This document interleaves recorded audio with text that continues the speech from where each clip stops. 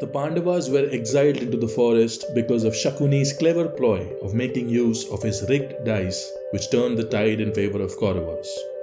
But did it? Did the exile make Pandavas weak or only stronger? Let's think about it. It was in exile only when Bhim met his long-lost son Ghatotkacha, who agreed to fight in the Great War and made serious damages later to the Kaurava army. It was in exile only when Arjun did a great penance and got all the Divyastras from the heavens. There are many more examples like this. Undoubtedly, Pandavas were great, but were not perfect. Everybody had some weakness, like Yudhishthir having a weakness for gambling, Arjuna and Bhim having great pride in their ancestry and fighting skills.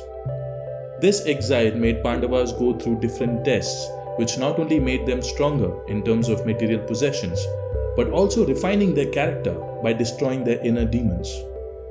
Yudhishthir got punished first for not able to control his desires of gambling by losing all his kingdom.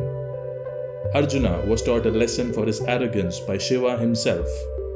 But this story is about Bhima getting humbled by someone who epitomizes humility and devotion itself, and is also considered to be Bhima's half-brother.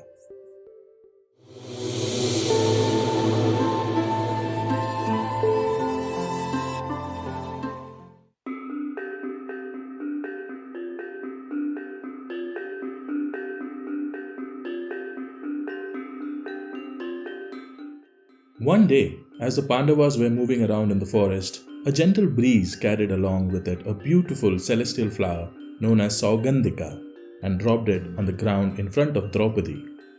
Draupadi was wonderstruck at the beauty of the flower and the divine fragrance emanating from it. She longed to have more of these flowers and requested Bhim to get them for her. Bhim obliged and went in search of the flowers. Bhim walked through forests and mountains, roaring and thundering and exhibiting his might and strength, frightening all the wild animals in the forest. Suddenly, on his route, he found a huge old monkey lying on a rock. Its long tail was obstructing Bhim's path. Bhim asked the monkey to remove the tail from his way, as it was not right manners to cross over and walk. The monkey got up, as if from sleep, and asked Bhima who he was and why he was creating so much of disturbance in the otherwise quiet environment of the forest. Bhim boasted about himself and told the monkey that he was one of the Pandava brothers and the son of Vayudev. Again Bhim asked the monkey to move away, but the monkey replied that he was too weak and had no energy to move his tail. He asked Bhim to push his tail aside and move on. Bhim, the most powerful and strongest of all, who had the strength of 10,000 elephants, was now being asked by an old monkey to lift its tail. He was furious by this time. He tried to push the tail with his feet, but it didn't move. Then he tried to lift it with one hand, but again to no use.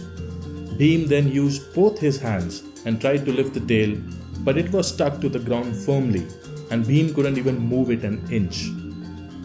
Exhausted, Bhim realized that this was no ordinary monkey. With folded hands, he requested the monkey to reveal his true identity. Then, Lord Hanuman revealed his true form, and Bhim was overjoyed to see his brother. When Bhim praises Hanuman for his strength, Hanuman simply says that his strength is all because of Sri Ram's blessings and nothing else. Bhim is awestruck with his words and realizes that true strength lies in being humble, not in pride. When Bhim asks for forgiveness, Hanuman blesses Bhim that he would reside on the flagstaff of the chariot of Sri Krishna and Arjun and lead them to victory in the war of Kurukshetra. Thank you so much for tuning in with us today for another episode, and if you like this video, do leave a big thumbs up and do not forget to subscribe to Sacred Encounters. Please take care and we'll see you all in the next one. And know this, that you are awesome.